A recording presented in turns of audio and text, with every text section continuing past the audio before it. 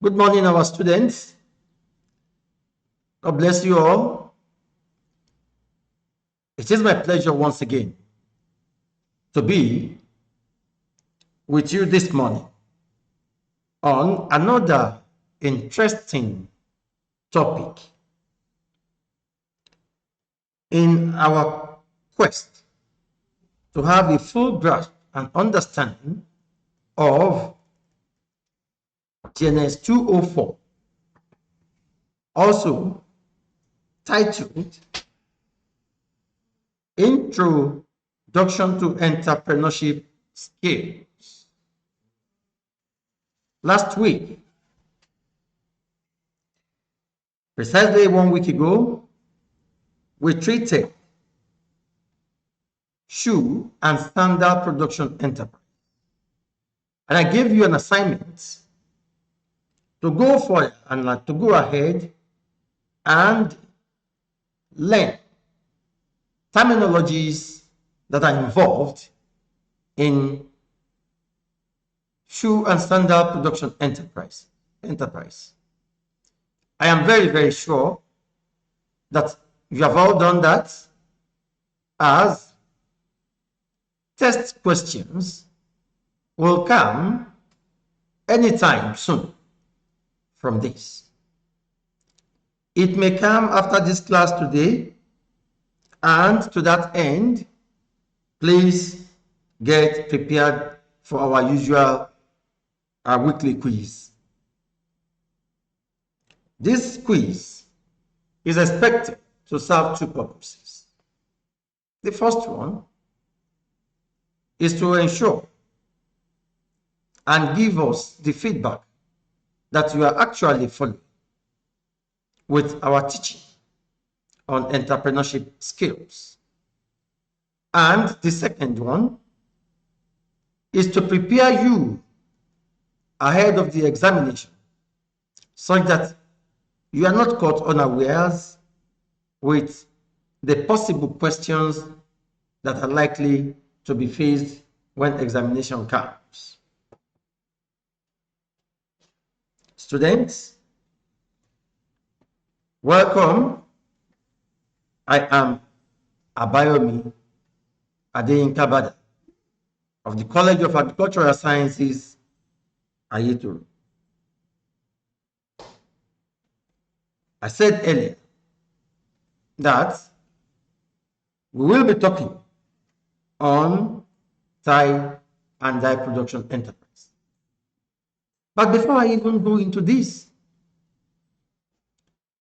I think it is apt and very, very necessary to inform you adequately that this course will be graded in terms of the practical components and the theoretical aspects. To this end, I want us to please know that the examination, the theory, computer-based test theory will be 40 marks, while the actual practicals will be 60 marks. We are already having on ground our artisans who will take you through the practicals. And this will be done on a Saturday that will be well announced and circulated to all. Students from the main campus, Agoiwi, will be handling practical that is having to do with shoe, sandal, and leather slippers production enterprise. While students from Shagamu campus, comprising of basic medical sciences, clinical sciences, pharmacy, and nursing, will be involved in tie and dye production enterprise. Also, students from College of Engineering and Environmental Studies, CES Ibogun, will be handling production of electrical sockets, which is also a veritable enterprise for income generation. Finally, students of the College of Agricultural Sciences, AITO, will be involved in the production of tie and dye, popularly known as adire. This is also what students from Shagamu campus will be working on for their practicals. For students at Ibogun, College of Engineering and Environmental Studies, Engineer Adetifa is the anchor person. Please link up with him. For students at Shagamu campus, Dr. Mrs. Shoyinka is the anchor person. Kindly link up with her. For our students in Yewa campus, Ayito, my humble self, Abayomi Bada, and Mrs. Aderele of the Home Science and Hotel Management Department, HSHM Department, will be in charge. For our students at the main campus, Mr. Abiola Ajasa will be in charge, and you are all expected to meet the various individuals that have mentioned their names. Those names that I mentioned, please link up with them as soon as possible, because we have got into the almost half of the semester, and the practical sessions are going to commence after about 2 or 3 more lectures. I thank you and wish you well while welcoming you to today's session, tie and dye.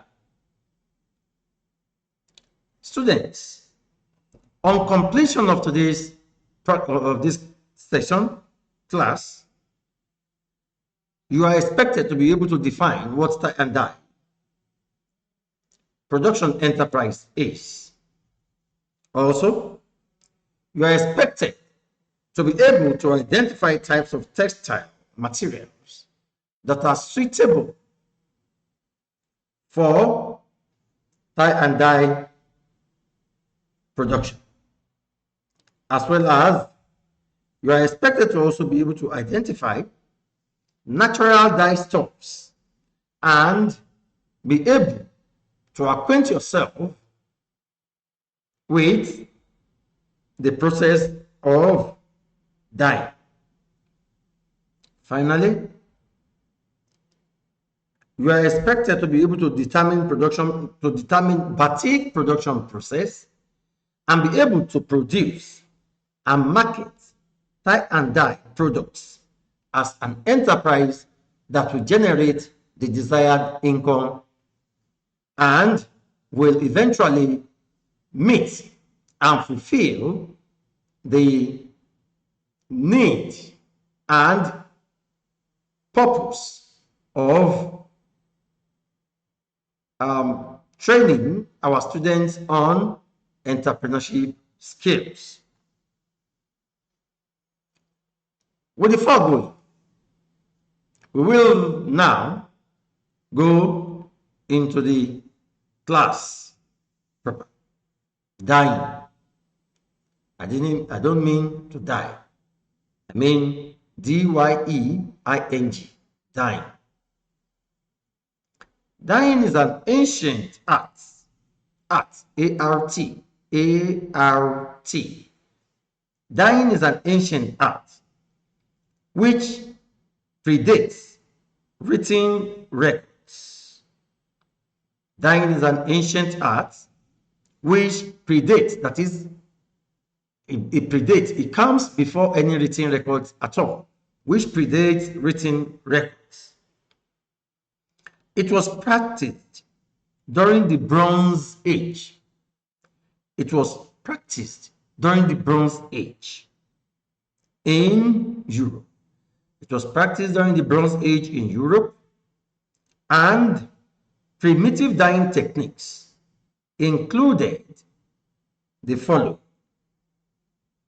sticking plants to fabric, sticking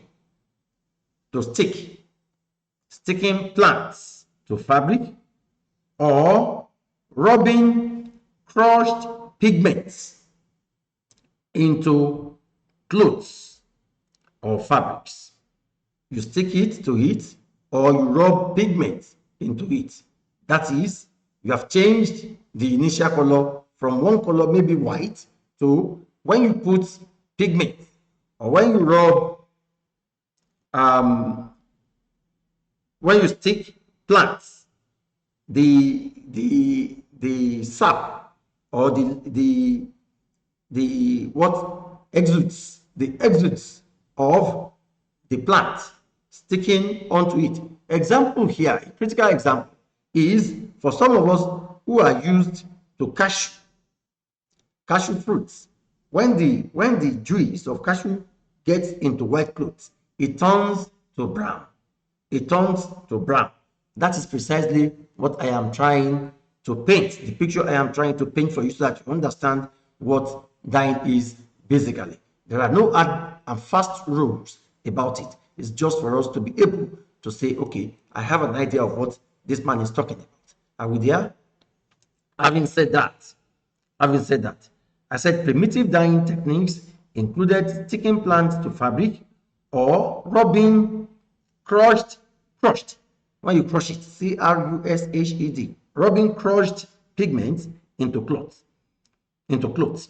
The methods become much more sophisticated with time and techniques, using natural dyes from crushed fruits, berries, and other plants, which were boiled into the fabrics and gave light and water fastness, that is, resistance. Some of the well-known ancient dyes included madder. Madder is M-A-D-D-E-R. Please note it. Some of the well-known ancient dyes. These are possible questions for future use. Some of the possible questions will always be highlighted, so that at least you can put your mind to what we are doing here. I said some of the well-known ancient dyes included madder, M-A-D-D-E-R, madder. This is a red dye made from the roots of Rubia tinctorum. Rubia, R-U-B-I-A. Tinctorum is T-I-N-C-T-O-R-U-M. R-U-M. Tinctorum. T-I-N-C-T-O-R-U-M. Rubia tinctorum. That is the name of the tree, the botanical name of the tree. Madder, that is a red dye made from the roots of Rubia tinctorum. That's the first one. Others include blue indigo from the leaves of Indigofera tinctura.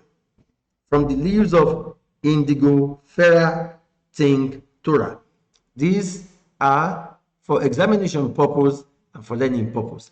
Indigofera tinctura, as pronounced, I-N-D-I-G-O-F-E-R-A. Space it, Tinctoria,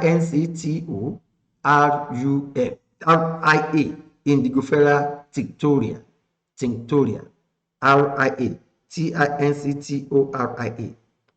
That's the second one. Number 3,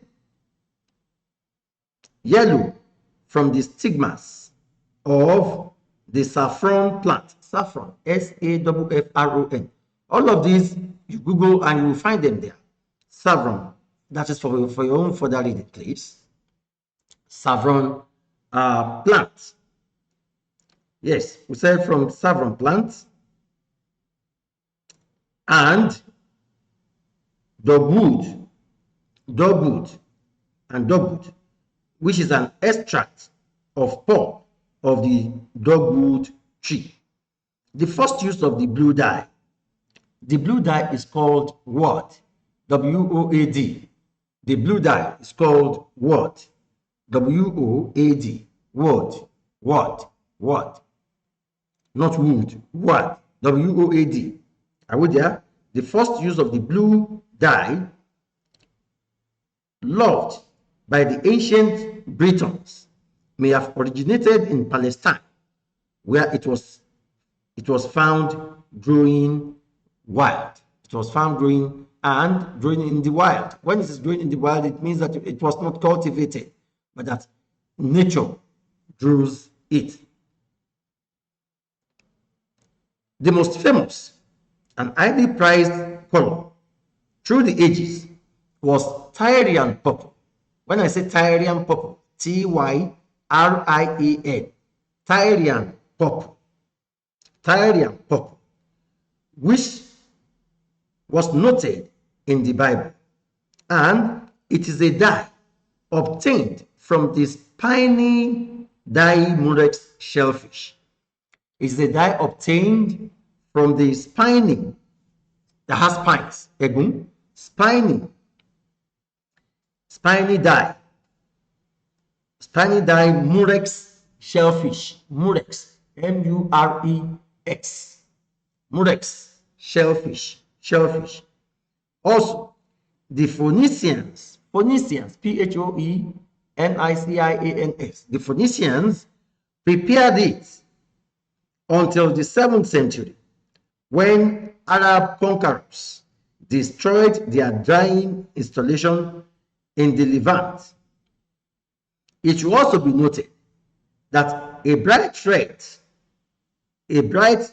red called cochineal.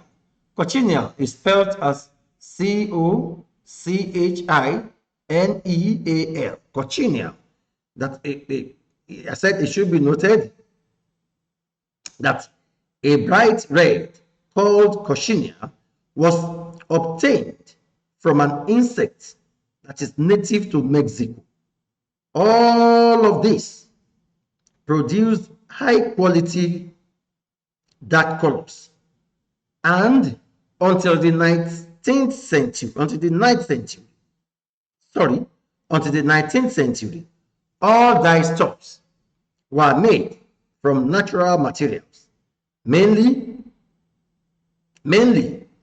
vegetables and animal matter. Today, dyeing is a complex, specialized science, and nearly all dye stuffs are now produced from synthetic compounds. Nearly all dye stuffs are now produced from synthetic compounds. Students, it is going to be more interesting as we go ahead. This is the introductory aspect of it, and I believe that we are paying rapt attention. However, today, many practitioners of the craft of natural dyeing, that is, using naturally occurring sources of dye, maintain that natural dyes have a far superior aesthetic quality which is much more pleasing to the eye than synthetic dyes. On the other hand, many commercial practitioners feel that natural dyes are non-viable on grounds of both quality and economy. However, in the West, when I say in the West, I mean a foreign land, Europe and the America. In the West, natural dyeing is now practiced only as a handcraft, as synthetic dyes being used in all commercial applications now are now in vogue. Some craft spinners, weavers, and knitters, when I say knitters, knitting, K-N-I-T-T-E-R-S, knitters, use natural dyes as particular feature of their work. In many of the world's developing countries, however, natural dyes can offer not only a rich and varied source of livestock, but also the possibility of an income through sustainable harvest and sale of these dye plants. Many dyes are available from tree waste or can easily be grown in gardens. In areas where synthetic dyes, mordants, mordants. What are mordants? Mordants are fixatives. Mordants aid the fastening of dyes to the fabrics and clothing materials. Mordants, they make it faster. They aid the fastening of dyes to fabrics and textile materials. So I just say that in areas where synthetic dyes, mordants, and other additives are imported and therefore relatively expensive, natural dyes can offer an attractive alternative. Are we there? The knowledge required for sourcing and extracting such natural dyes and mordants is, however, often not available, as extensive research work is required to identify suitable plants, minerals, etc. Now we go to types of textiles suitable for dyeing. Types of textiles suitable for dyeing. Let's go ahead, please. Natural dyes can be used on most types of material or fiber, but the level of success in terms of fastness and clarity of color varies considerably. Users of natural dyes, however, tend to also use natural fibers, and so we will look into more detail at this group. Natural fibers come mainly from two distinct origins. One, animal origin, and two, vegetable origin. Now we said natural fibers have two origins. Natural fibers have two origins. The first one is animal origin, and the second one is vegetable origin. When we say vegetable origin, it can also be called plant origin. I hope you understand that. Fibers from an animal origin include wool, silk, S-I-L-K, mohair, M-O-H-A-I-R, and alpaca. These are fibers from animal origin, animal sources, the fibers that are obtained from animal sources. Don't forget that we earlier said fibers. Fibers are what you can dye. What you dye on. Fibers like the textile I'm putting on, maybe it's from cotton, maybe it's from wool, maybe it's from alpaca, maybe it's from mohair. Are we there? So, and I said that as well as some others which are less known than the wool, the silk, the mohair, the alpaca that I earlier mentioned.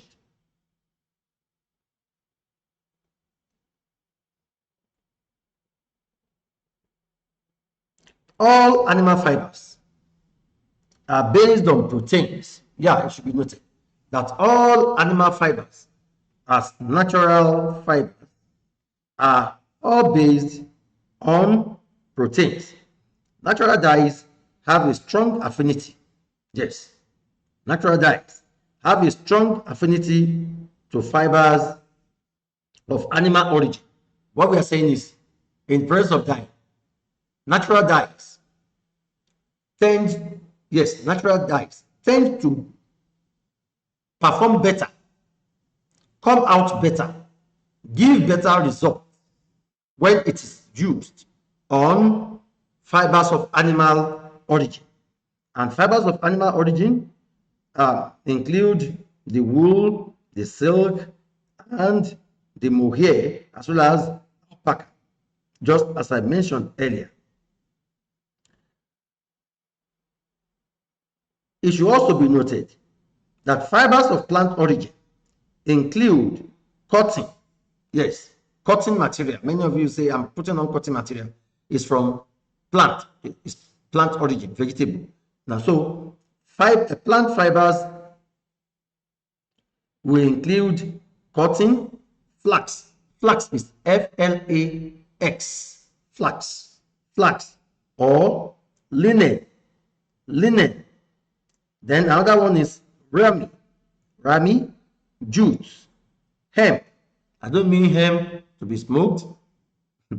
Hemp and many others.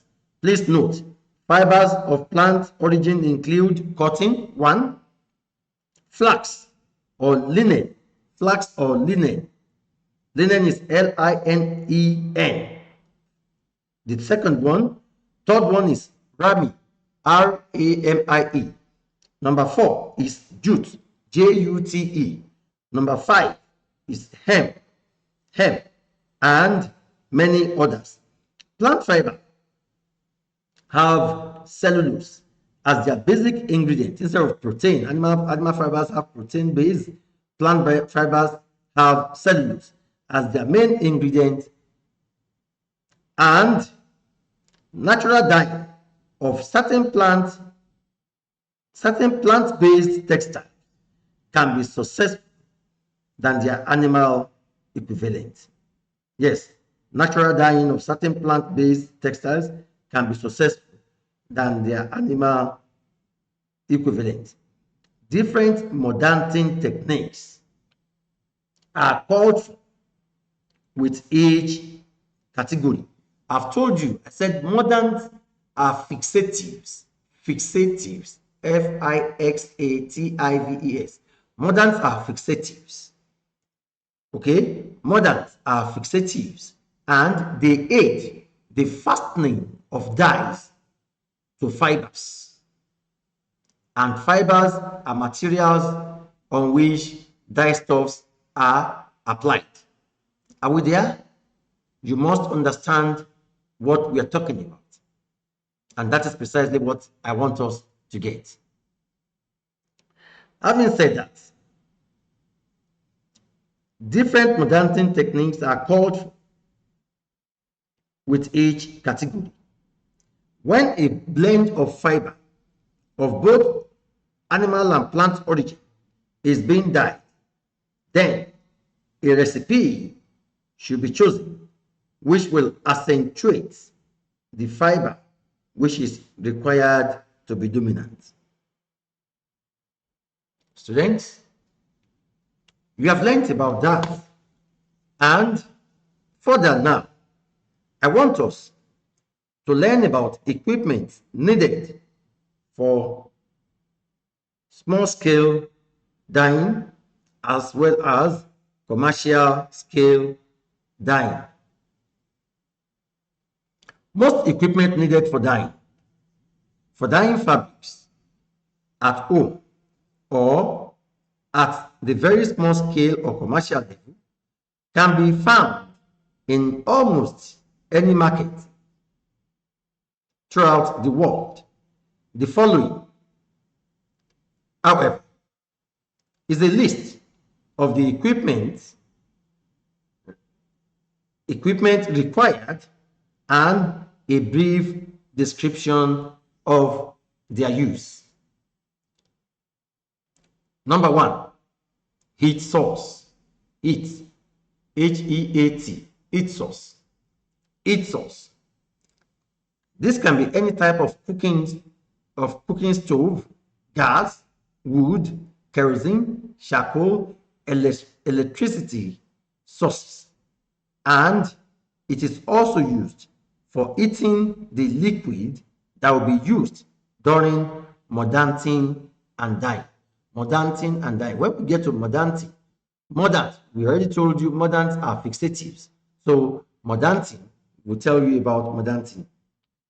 The second one is pestle and mortar. Pestle and mortar. This is used for milling. Milling, M-I-L-L-I-N-G.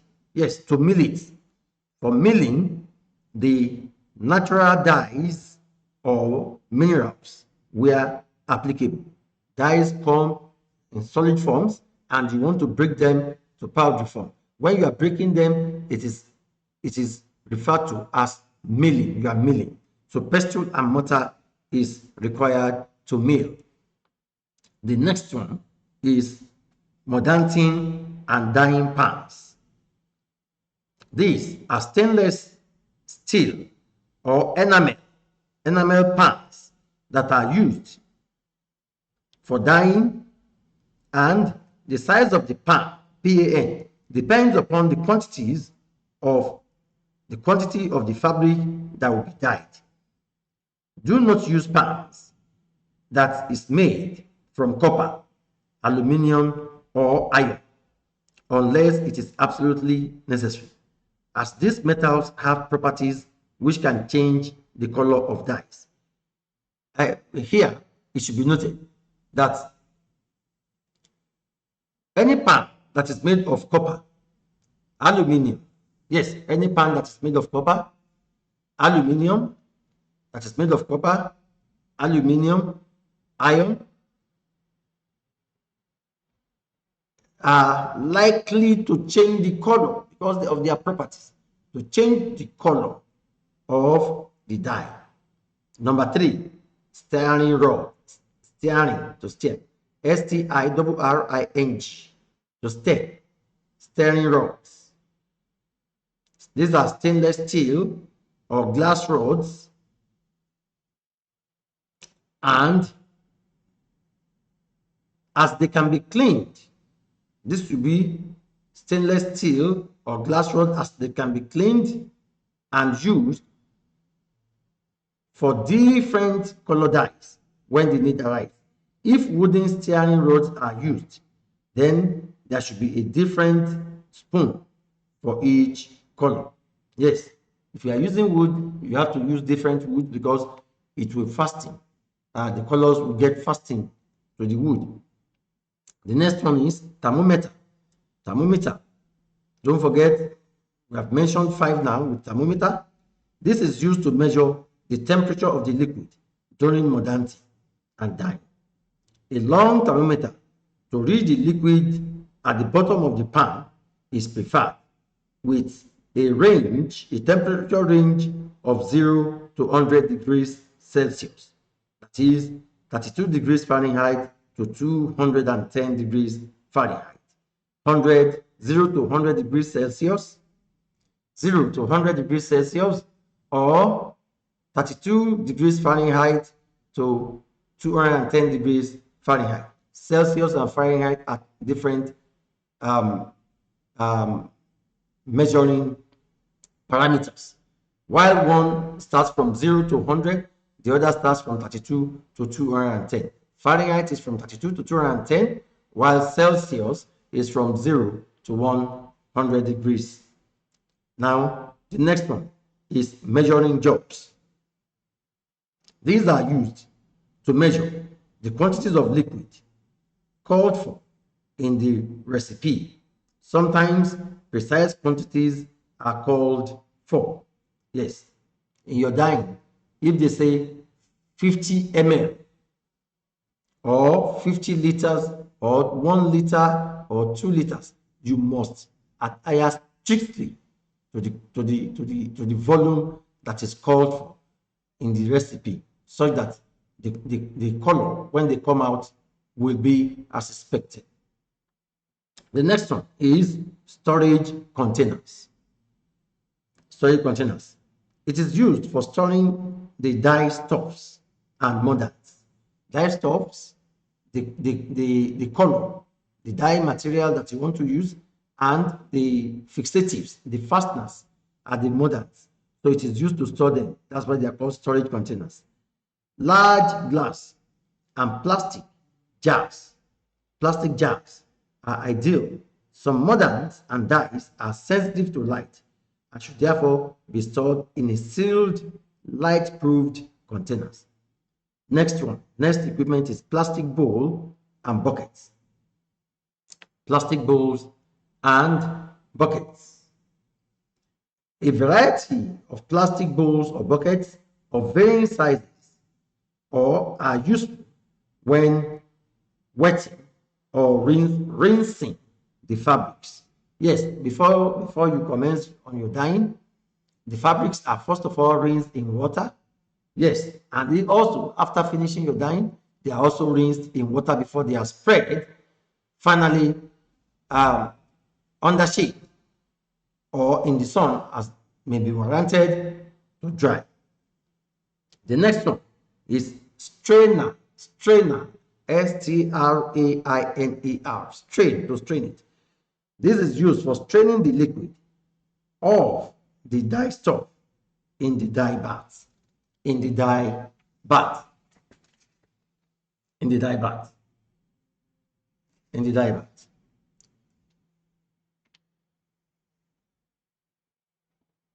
The next one is weighing scales.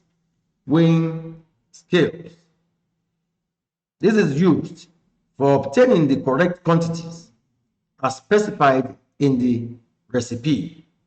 A scale with metric and imperial measurement is useful, as conversions from one system to the other are not then needed. Protective equipment.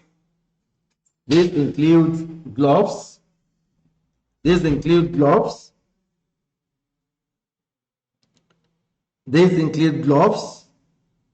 for holding the hot pans, and this will prevent burns. It will prevent heat burns. An apron. We are talking about protective equipment now.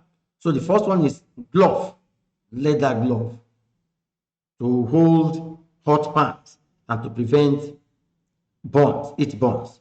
The next one is an apron, which will protect your clothing and prevent stain from dye stuffs that are going to be used. Next one is rubber gloves, which will prevent skin irritation that may be caused by mordants. Mordants can be alkali and can be acidic, depending on the dyeing that is going to be carried out. Are we there? So you need rubber gloves to prevent skin irritation that is caused by mordants, and it will also prevent you from dyeing your own personal hand. If you're not careful, if you want to dye and you put your own hand there, your hand will only turn from brown to purple or from brown to red, as the case might be, and it will take quite some time before you can get it off your hand. So you have to use the rubber gloves. Are we there? Finally, a a face mask, can also be used. Will also be used to cut down the amount of fumes or powder that is inhaled during dyeing process. Mordants. What are mordants? Mordants. For natural dyes, few natural dyes are color fast with fibers. Yes, what we're saying, few natural dyes are color fast. That is, only few are color fast. Others are poor and slow. So mordants aid fastening process. It aids fastening process. Fastening. F-A-S-T-E-N-I-N-G. Fastening. F-A-S-T-E-N-I-N-G. Fastening. So we go to it. Few natural dyes are color fast with fibers. And mordants are substances which are used to fix a dye to the fibers. I said it earlier in this class that they are fixatives. They help to fix. They help to fix. Mordants are substances which are used to fix a dye to the fibers. They also improve the take-up quality of the fabric and help improve color and light fastness. The term is derived from the Latin word mordere, M-O-R-D-E-R-E,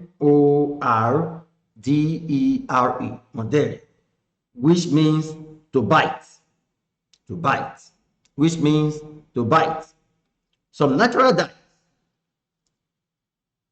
indigo for example, will fix without the aid of mordants.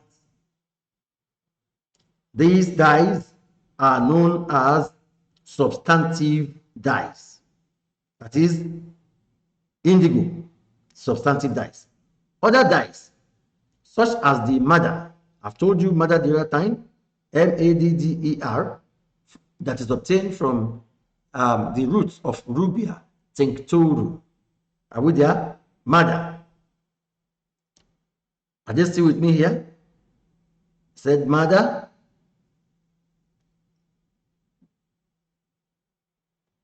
And welt have limited fastness and the color will fade with washing and exposure if mordants are not used. Are we there? Traditionally, mordants were found in nature. Examples are wood ash, wood ash,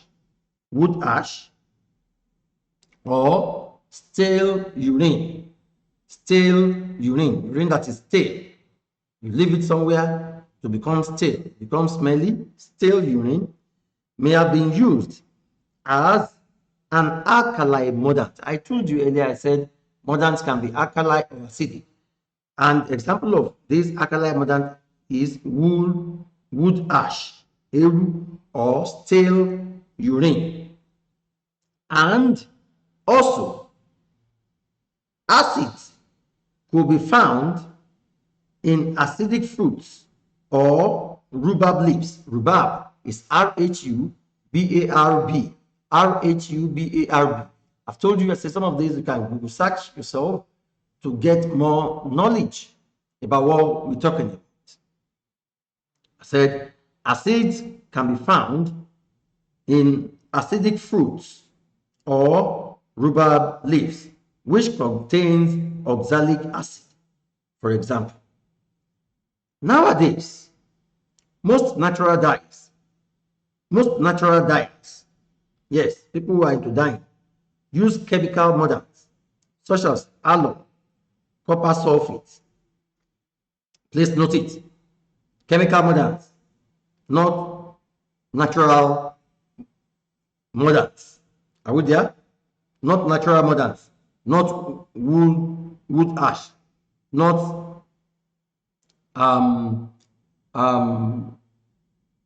the one that is stale urine or wood ash.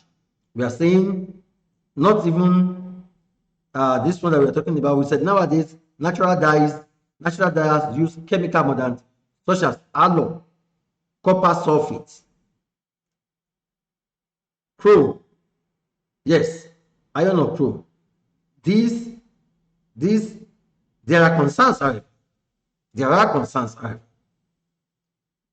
about the toxic nature of chrome, and some practitioners recommend that it should not be used at all. Why I'm saying this is that so many of you will not just be deceived going into tie and dye production by saying, okay, because chrome is cheaper, let me use chrome. We are saying we should discourage it. Mordants are prepared in solution, often with the addition of an assistant, which improves the fixing of the mordant to the yarn or fiber. To the yarn, Y-A-R-N, yes.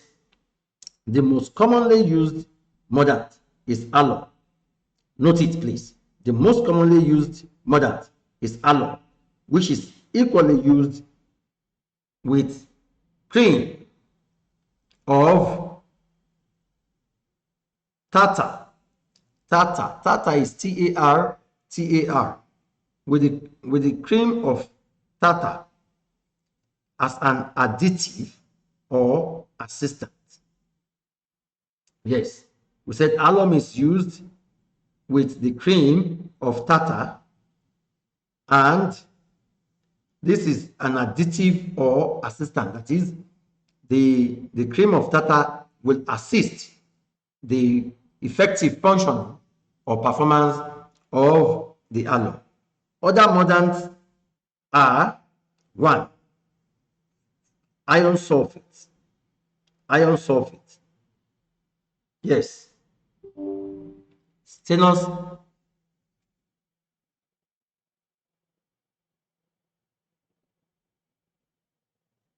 Iron sulfate. Yes, I said other mordants include iron sulfate, tin, Tin, chrome. I've told you I will discourage the use of chrome. The next one is copper sulfate. Then another one is tannic acid. Tannin, T-A-N-I-N. Yeah, tannic acid, T-A-N-N-I-C. Tannic acid from tannin. Another one is oxalic acid. Oxalic acid. Oxalic acid. Mordants. We are still on mordants, please. Mordants are often poisonous. Mordants are often poisonous, and in the dye house, they should be kept on a high shelf out of the reach of children. Always use protective clothing when working with mordants, and please avoid breathing the fumes through your nostrils. The mordant can be added before, during, or after the dyeing stage, although most recipes call for mordanting. Mordanting is just the act of adding mordants to dye stuffs to aid or to enhance the quality of the dyeing itself. Mordanting. So we said the mordant can be added before, during, and after the dyeing stage, although recipes call for mordanting to take place prior to dyeing. It is best to follow the instructions given in the recipe being used, or to experiment a sample before carrying out the final dyeing. Before carrying out the final dyeing.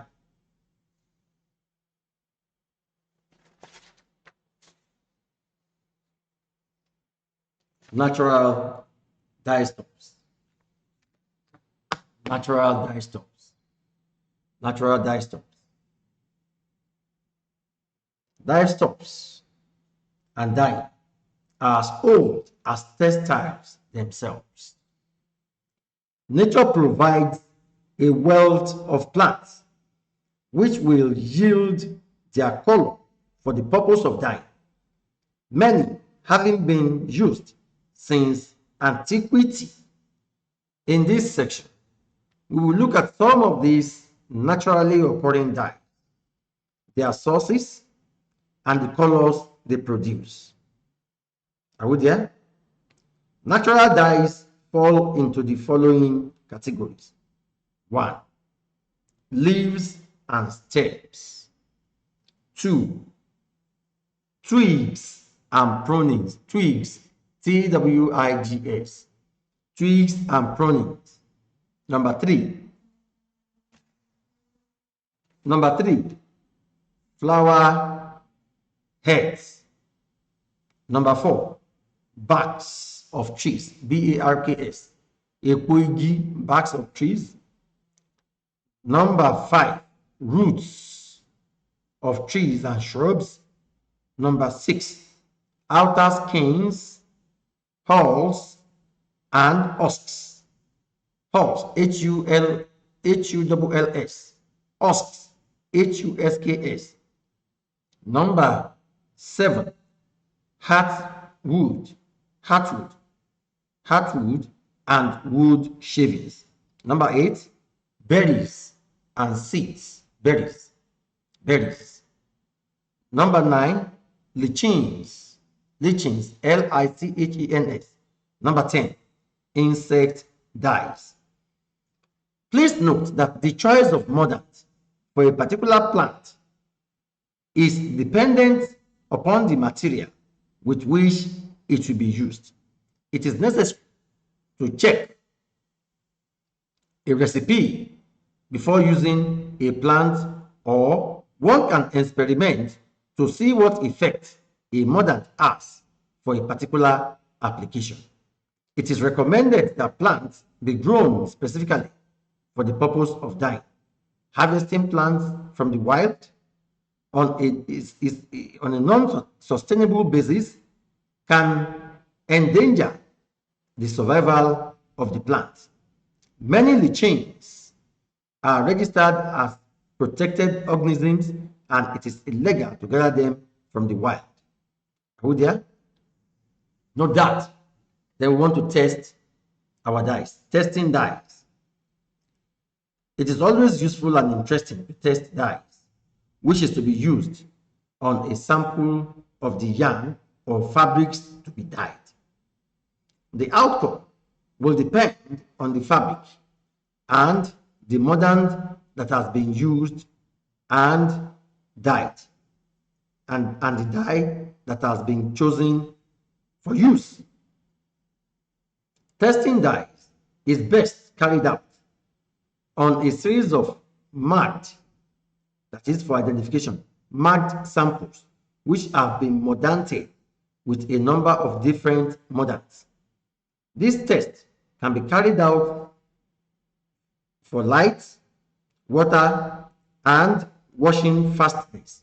Yes, to determine light fastness, to determine water fastness, to determine washing fastness, using simple standard test method. Are we there? How do we do this? For washing, you wash it after it is dyed. If it starts bleaching, you know it's not good. For light, after finishing your dyeing, you bring it out into the on a line and spread it out for some time. When the color does not come out well, then it shows that the mordanting is very, very bad on the dye. The dye is not suitable and you have to change it.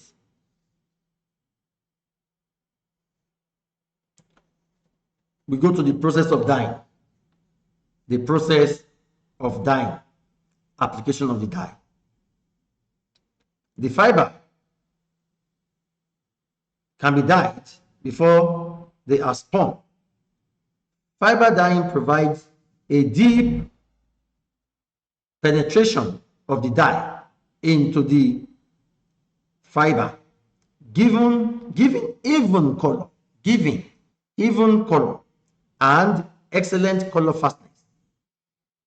The yarn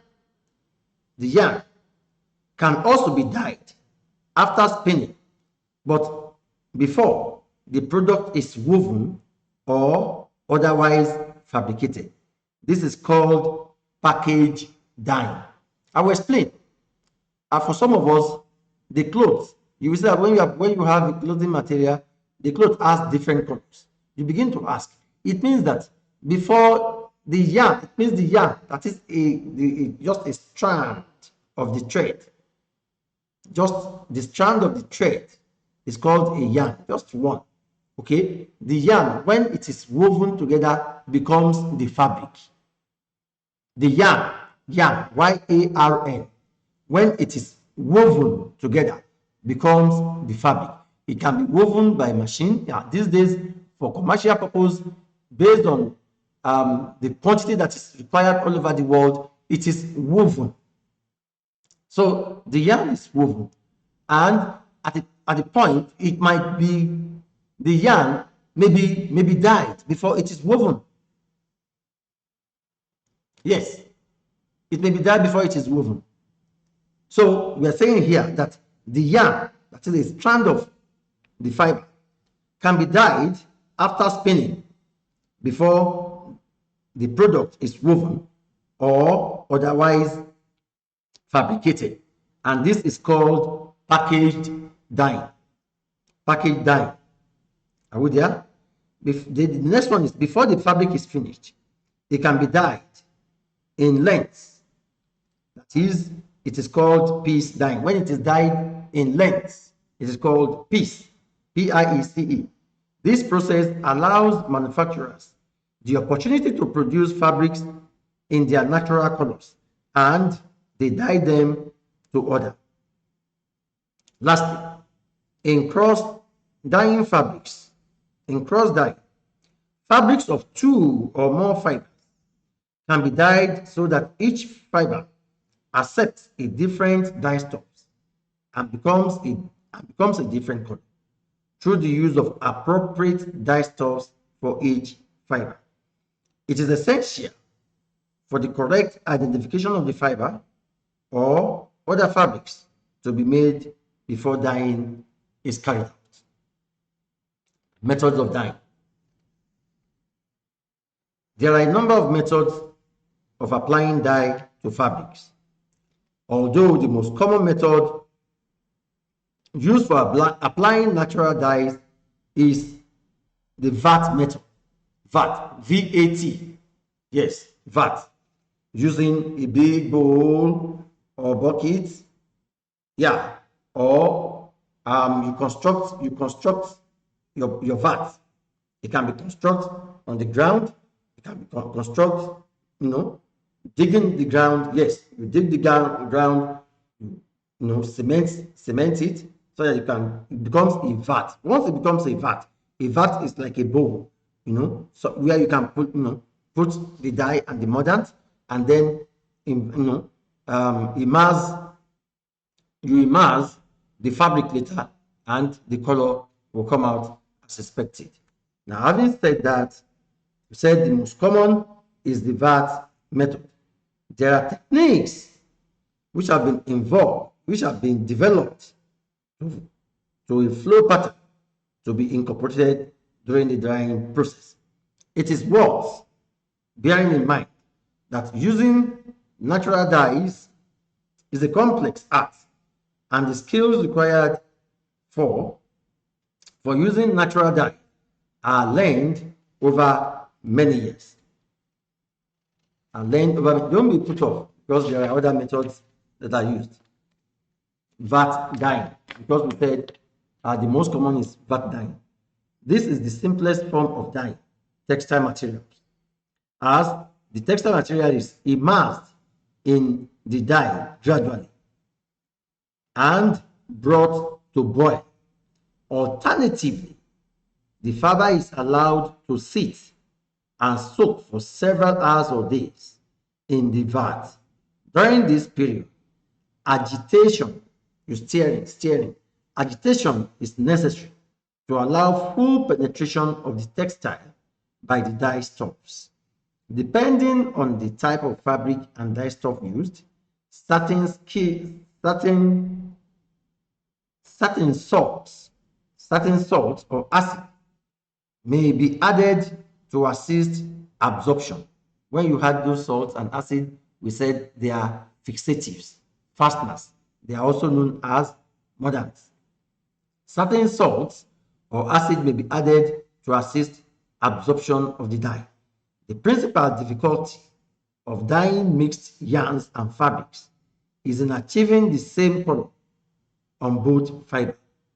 Cotton fibers may, for instance, absorb dyes rapidly, while the wool fibers will have to be boiled over an extended period to reach the same depth of shade. This could lead to significant damage to the material. Are we there? Then we go to batik. Batik. What is batik? Batik is a starch resist dyeing process. Batik is a starch resist dyeing process developed on the highlands of Java in modern-day Indonesia. Color is prevented from reaching certain areas of a fabric by covering these areas with molten wax. Molten, yes. When you boil wax, wax, like your candle, it's called candle wax. When you put it on when you eat candle, it will turn to molten. It will molt. It becomes liquid. So yeah. So, and you can spread it on a certain area of clothes. When you spread it there and you dye that area, the area where you spread the candle, the dye stuffs will not be able to penetrate. Are we there? So color is prevented from reaching certain areas of the fabric by covering these areas with molten wax. The fabric is starched prior to design being drawn upon it. The wax is applied with a cup with a fine pouring spout, usually made of copper. The technique has been developed to a high art from Indonesia, where it was exported to many parts of the world. Batik painting is as well